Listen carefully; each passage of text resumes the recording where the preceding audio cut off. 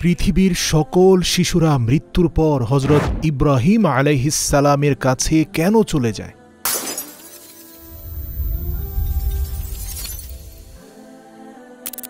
প্রিয় দর্শক, আজকের এই ভিডিওতে আমরা আপনাদেরকে জানাবো মালাইকাল মাউত কিভাবে শিশুদের রূহ কবজ করেন এবং মৃত্যুর পর শিশুদের সাথে কি আচরণ করা হয়। কোনো শিশু কাফেরের ঘরে জন্মগ্রহণ করে মৃত্যুবরণ করলে তার সাথে কি হয়, মৃত্যুর পর শিশুদেরকে কি তাদের কবরে জিজ্ঞাসাবাদ করা হবে। সর্বশেষ আমরা জানব একটা নিষ্পাপ শিশু যদি কুফরি করে তার বাবা মায়ের প্ররোচনায় প্ররোচিত হয়ে, মানে নাবালক বয়সে, তাহলে তার এই কর্মকাণ্ডের জন্য কিয়ামতের দিন কি হিসেব হবে যদি সেই শিশু নাবালক অবস্থায় মারা যায়। এখন জানা যাক কোনো শিশু সাবালক হওয়ার আগেই মারা গেলে তার কবরে হিসেব নেওয়া হবে কিনা।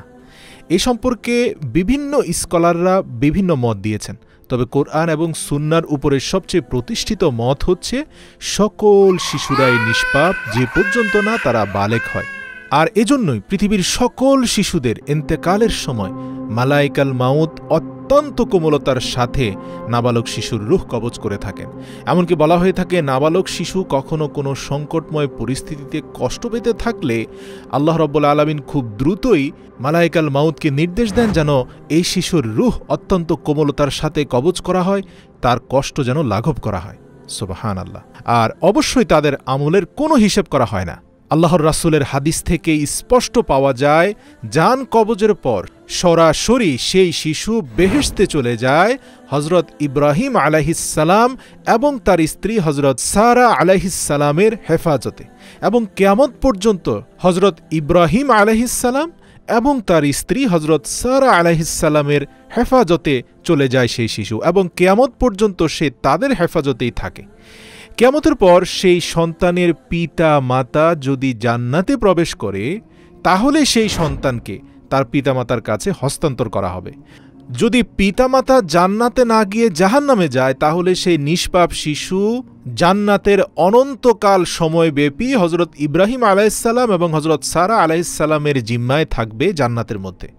এখানে আরেকটা কথা বলে রাখি, কোনো মুসলিম পিতামাতার সন্তান যদি একদম ছোট বয়সে ইন্তেকাল করে, তবে সেই সন্তানটি কিয়ামতের দিন পিতামাতার পাহাড় সম গুনাহের নাজাতের উসিলা হবে।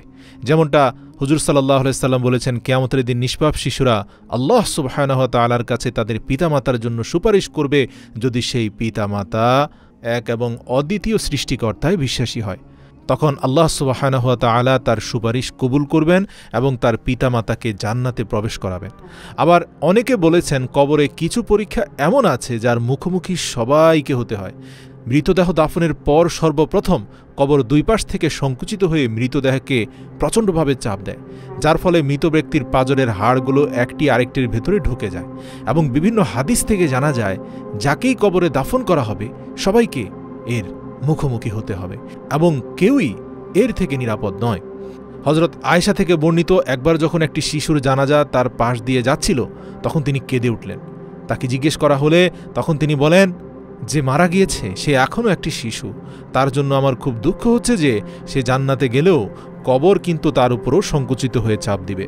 এখন প্রশ্ন হচ্ছে, নিষ্পাপ হওয়ার পরেও কবরে কি কোনো প্রশ্ন করা হবে কিনা শিশুদেরকে? কারণ আমরা জানি যে নেককার হলেও কবরে প্রশ্ন করা হয় একজন প্রাপ্তবয়স্ক মানুষকে, তাহলে শিশুদেরকে কি করা হবে কিনা? এই প্রসঙ্গে ইমাম ইবনে কাইয়ুম বলেন, শিশুদেরকে যে কবরে প্রশ্ন করা হবে তার দলিল হচ্ছে শিশুদেরকেও জানাজার নামাজ পড়া হয় এবং তাদের জন্য এই দোয়া করা হয় যে আল্লাহ তাদেরকে কবরের আযাব ও প্রশ্ন থেকে রক্ষা করুন।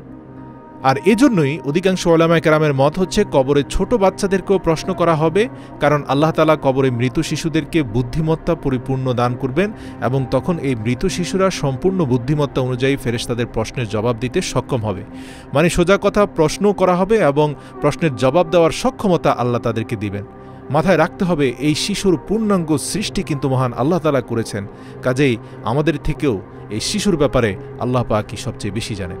তো প্রিয় দর্শক, এবার জেনে নেই সেই সব শিশুর কথা যারা কাফেরদের ঘরে বা মুশরিকদের ঘরে জন্মগ্রহণ করে এবং প্রাপ্তবয়স্ক হওয়ার আগেই মারা যায়। তাদের ফয়সালা কি হবে সেই সম্পর্কে আল্লাহর রাসূল স্পষ্ট বলেছেন, তোমরা জেনে রেখো, যখন আল্লাহ সুবহানাহু ওয়া তাআলা এই শিশুদেরকে সৃষ্টি করলেন এবং যখন তারা জন্মগ্রহণ করেছিল মায়ের পেট থেকে, আল্লাহ সুবহানাহু ওয়া তাআলা তখন ভালো করে জানতেন যে এই শিশুরা বড় হয়ে কি হবে। আবার আল্লাহ পাক এটাও জানতেন কোন শিশু বড় হওয়ার আগেই ইন্তেকাল করবে। একইভাবে হাদিসে রয়েছে যে নবী করিম সাল্লাল্লাহু আলাইহি সাল্লাম একবার স্বপ্নে দেখলেন যে তিনি একটি বাগানে আছেন এবং একজন লম্বা লোক সেই বাগানে হাঁটছেন, আর তার চারপাশে অনেক শিশুরা খেলছিল। সেই লোকটির উচ্চতা এতই লম্বা যে নবী করিম সাল্লাল্লাহু আলাইহি সাল্লাম নিজে মাথা উঁচু করে যখন ওই লোকটির দিকে তাকালেন, দেখে মনে হচ্ছিল যেন তিনি আকাশের সাথে কথা বলছেন। নবী করিম সাল্লাল্লাহু আলাইহি সাল্লাম যখন হযরত জিবরাইল আলাইহিস সালামকে ওই ব্যক্তি ও তার চারপাশের শিশুদের সম্পর্কে জিজ্ঞাসা করলেন, তখন হযরত জিবরাইল আলাইহিস সালাম বললেন, ইয়া রাসূলুল্লাহ সাল্লাল্লাহু আলাইহি ওয়াসাল্লাম, আপনি যে ব্যক্তিকে দেখছেন তিনি হলেন হযরত ইব্রাহিম আলাইহিস সালাম, এবং তার আশপাশে যে শিশুরা খেলাধুলা করছে তারা হচ্ছে সেই সব শিশুরা যারা প্রকৃতিগতভাবে ইসলামের উপর জন্মগ্রহণ করেছে এবং প্রাপ্তবয়স্ক হওয়ার আগেই ইসলামের উপরই মারা গেছে। তার মানে ওই শিশুরা প্রাপ্তবয়স্ক হওয়ার আগে যদি মৃত্যুবরণ করে থাকে তাহলে অবশ্যই তারা ইসলামের উপরেই মারা গেছে, কারণ পৃথিবীর কোনো শিশুই ইসলাম ব্যতীত অন্য কোনো মাযহাবের উপরে তারা জন্মগ্রহণ করে না। কারণ পৃথিবীর কোনো শিশু এক এবং অদ্বিতীয় আল্লাহ রাব্বুল আলামিনের ধারণা অন্তরে না রেখে দুনিয়াতে আসে না। মানে প্রত্যেক শিশুই যখন পৃথিবীতে আসে তখন তার হৃদয়ে এক এবং অদ্বিতীয় আল্লাহ পাকের কনসেপ্ট প্রাকৃতিকভাবেই গেঁথে দেওয়া হয়, কিন্তু পৃথিবীতে আসার পরে তার পিতা মাতার প্ররোচনায়, আশপাশের মানুষের প্ররোচনায় সে হয়তোবা মুশরিক হয়, অথবা নাস্তিক হয়, অথবা ধর্মহীন হয়ে যায়, বা যা হওয়ার হয়ে যায়। কিন্তু জন্মের সময় এক এবং অদ্বিতীয় আল্লাহ পাকের কনসেপ্টের উপরেই প্রত্যেকটি শিশু পৃথিবীতে জন্মগ্রহণ করে। সুতরাং বালেগ হওয়ার আগে যদি কোনো শিশু মারা যায় তাহলে সে তাওহীদের উপরেই মারা যায়। আল্লাহর রাসূলের হাদিস থেকে স্পষ্ট এটা বোঝা গেছে। সুতরাং কাফিরের ঘরে, নাস্তিক, আস্তিক অথবা ধর্মহীন যে কোনো ব্যক্তির ঘরে যদি কোনো শিশু ইন্তেকাল করে, নাবালেগ শিশু ইন্তেকাল করে, তাহলে সে অবশ্যই জান্নাতে যাবে, সরাসরি হযরত ইব্রাহিম আলাইহিস সালামের কাছে পৌঁছে যাবে। এবার জানা যাক যে ঠিক কোন বয়স থেকে একটা শিশু গুনাহগার হওয়া শুরু হবে, মানে কোন বয়সের পর থেকে সে যদি পাপ করে তাহলে সেটা পাপ বলে বিবেচিত হবে, তার অন্যায়গুলো লিপিবদ্ধ হবে। এই সম্পর্কে রাওয়ায়াতে বলা হয়েছে যে একটি শিশু যখন বালেগ হয়, জ্ঞান ও বুদ্ধি বিবেচনার দিক থেকে পরিপক্ক হয় এবং ভালো মন্দ চিনতে শুরু করে, তখন সেই বয়সে যদি কোনো শিশু কুফরি করে তখন থেকে তার কুফরিকে কুফর হিসাবে বিবেচনা করা হবে এবং সেই সন্তান কাফির বলে বিবেচিত হবে। এখন প্রশ্ন হলো, কাফির মুশরিকদের শিশুরা তারা যদি নাবালেগ অবস্থায় মারা যায় তাহলে তো আমরা জানি যে তারা বেহেশতে যাবে। প্রশ্ন হচ্ছে তাহলে তারা বেহেশতের কোন স্থানে রাখা হবে? প্রিয় দর্শক, আমি শুরুতেই বলেছি ওই শিশুরা সরাসরি হযরত ইব্রাহিম আলাইহিস সালামের জিম্মায় থাকবে অনন্তকাল ধরে জান্নাতের মধ্যে, যদি তার পিতামাতা অপরাধের কারণে জান্নাত পর্যন্ত পৌঁছাতে না পারে। কুল্লু নাফসিন যায়িকাতুল মাউত ওয়া ইন্নামা তুওয়াফাউনা উজুরাকুম ইয়াওমাল কিয়ামাহ